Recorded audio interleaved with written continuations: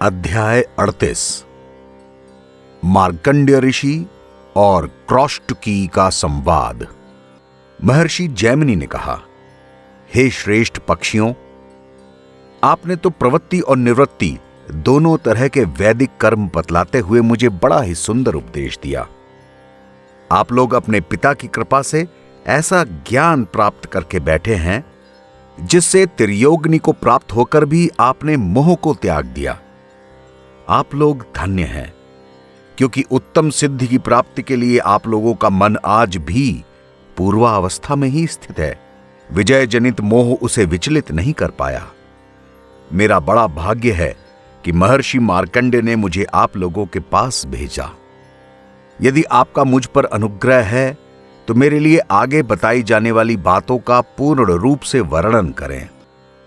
यह स्थावर जगत पैदा कैसे हुआ, कल्पांत में किस तरह से इस लय को प्राप्त हुआ, देवता, ऋषि, पितर और भूत यानी कि समय कहां से आए, मनवंतर किस तरह से होते हैं, उनके वंश में उत्पन्न महापुरुषों के जीवन चरित्र कैसे थे, जितनी सृष्टि, जितने प्रलय, जैसे जैसे कल्पों के विभाग, जो भी मनवंतरों की स्थिति, जैसे पृथ्वी की स्थिति, जितना बड़ा पृथ्वी का विस्तार और समुद्र, पर्वत, नदी, वन, भूरलोक, स्वर्लोक, समुदाय और पाताल की जिस तरह की स्थिति है वो सब मुझे बताएं।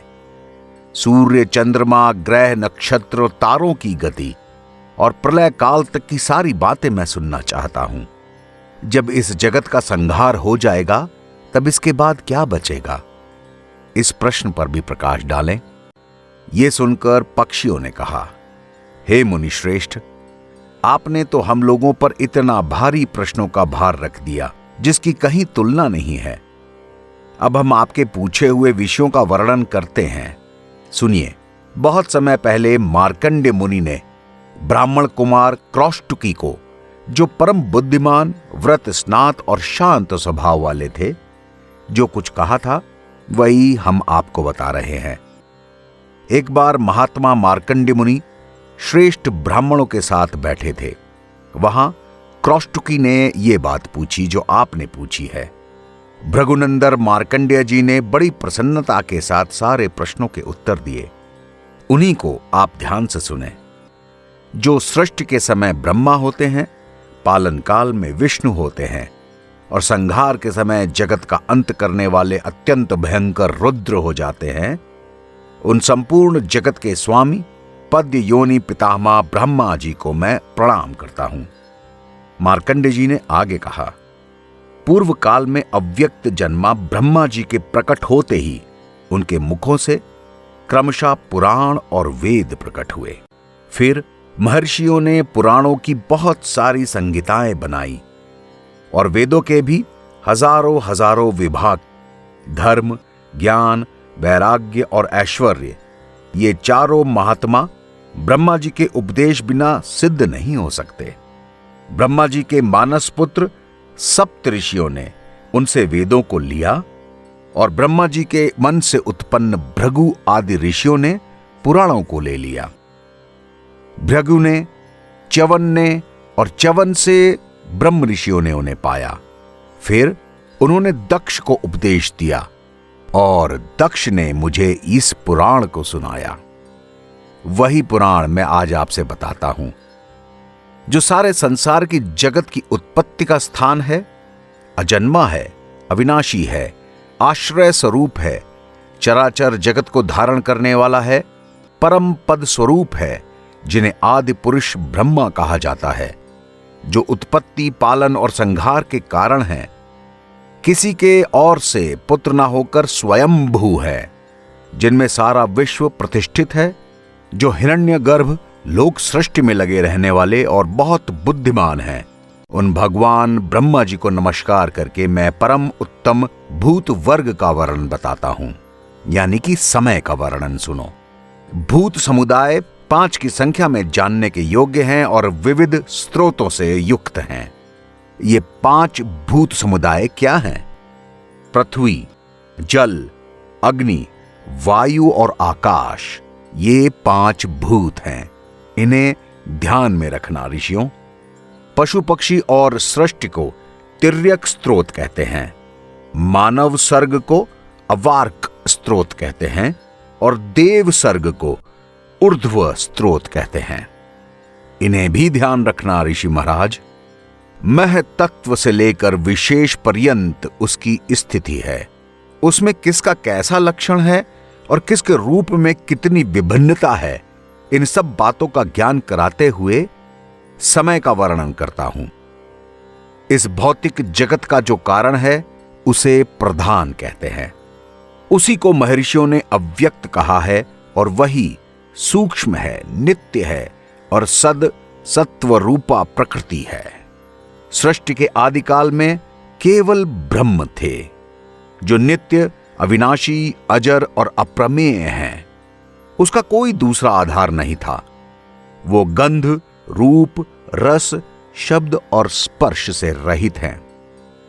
उनका कोई आदि नहीं, कोई अंत नहीं। वो संपूर्ण जगत की योनि, तीनों गुणों के कारण और अविनाशी हैं। उन्हें आधुनिक नहीं, पुरातन और सनातन कहा गया है। ये ज्ञान और विज्ञान का विषय है ही नहीं। प्रलय के बाद उस ब्रह्म से ही सब कुछ वापस व्याप्त होता है। हे मुनियों, फिर सृष्टि काल आने पर प्रकृति जब ब्रह्म के क्षेत्र रूप से आई तब उससे महतत्व आया। महतत्व को प्रकृति ने घेर रखा था।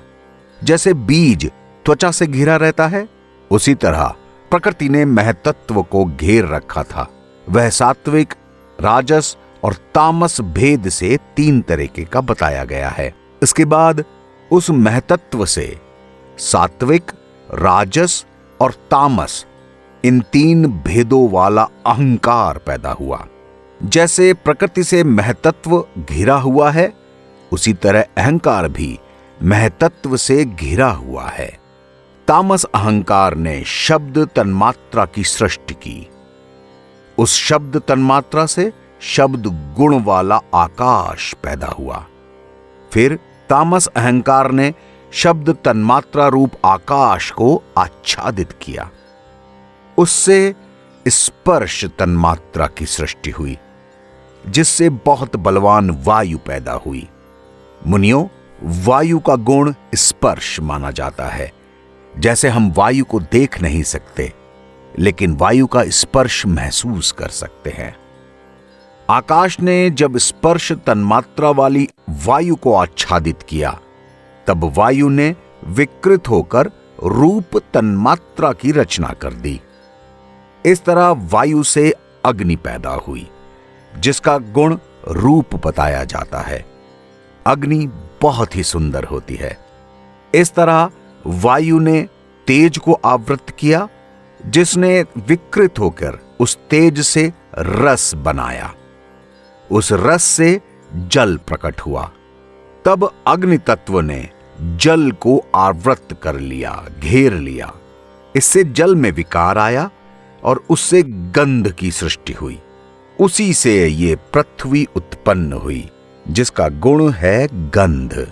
जब मिट्टी पर जल गिरता है तो उसकी गंध हमें प्राप्त होती है। इस तरह से अलग अलग समय की तन्मात्राएं हैं। इस तरह से अग्नि, जल, वायु और पृथ्वी तामस अहंकार से प्रकट हुई। 5 ज्ञानेंद्रियां और 5 कर्मेंद्रियां राजस अहंकार से उत्पन्न हुई और उनके 10 देवता सात्विक अहंकार से प्रकट हुए। सुनाई देना, त्वचा का स्पर्श, नेत्र, जीभ और नासिका, ये 5 इंद्रियां हमें शब्दादि विषयों का ज्ञान कराती हैं, इसलिए इन्हें ज्ञानेंद्रियां कहते हैं। दोनों पैर, गुदा, उपस्थ, दोनों हाथ और वाक, ये 5 कर्मेंद्रियां हैं। मतलब चलना, मल त्याग करना, रति के आनंद का अनुभव करना, शिल्प रचना करना और बोलना, ये 5 इनके कर्म हैं। ये 5 तत्व एक साथ परस्पर आश्रित होकर एक संघात को अपना लक्ष्य बनाते हैं और तब प्रधान तत्व के संबंध से अंड की उत्पत्ति होती है। ये महान अंड जल के बुलबुले के समान बढ़ता जाता है और जल पर ही रहता है। इस अंड में ब्रह्मा नाम से प्रसिद्ध पुरुष स्थित हो जाता है और धीरे धीरे वृद्धि करता है। इसी प्रथम शरीरधारी होने के कारण इसे पुरुष कहते हैं। समय के आदिकर्ता ब्रह्मा जी सबसे पहले प्रकट हुए। अंड के गर्भ से स्थित उन महात्मा ब्रह्मा जी के लिए मेरु पर्वत गर्भ को ढकने वाली झिल्ली होता है। बाकी सारे पर्वत और समुद्र उस गर्भाशय का जल हैं। उस अंड में ही देवता, असुर और मनुष्यों सहित सारे जगत उत्पन्न हुए और पर्वत, द्वीप, समुद्र और नक्षत्र मंडल के साथ त्रिभुवन का आविर्भाव भी वहीं हुआ। वह अंड क्रमशः जल, अग्नि, वायु, आकाश और तामस अहंकार के द्वारा बाहर से घिरा हुआ है। ये आवरण एक की अपेक्षा दूसरे से 10-10 गुना बड़े होते जाते हैं। तामस अहंकार उससे 10 गुने बड़े महतत्व से घिरा हुआ है और ये महतत्व भी प्रकृति से घिरा हुआ है। इस तरह इन 7 आवरणों से यह अंडा आवृत है, घिरा हुआ है। इस तरह से ये 8 प्रकृतियां एक दूसरे को घेर कर स्थित हैं। ये प्रकृति नित्य है और उसके भीतर वे ही पुरुष हैं जो तुम्हें ब्रह्मा के नाम से बताए गए हैं। अब संक्षेप में इस विषय का वर्णन सुनो। जैसे कोई पुरुष जल में डूबकर फिर निकलते समय जल को फेंकता है, उसी तरह भगवान ब्रह्मा जी भी प्रकृति को हटाते हुए उससे प्रकट होते हैं। ये सारा जगत क्षेत्र क्षेत्रज्ञ रूप ही है, ऐसा समझना चाहिए। इस तरह ये प्रकृति अस्तित्व में आई और पृथ्वी अस्तित्व में आई और पुरुष अस्तित्व में आया।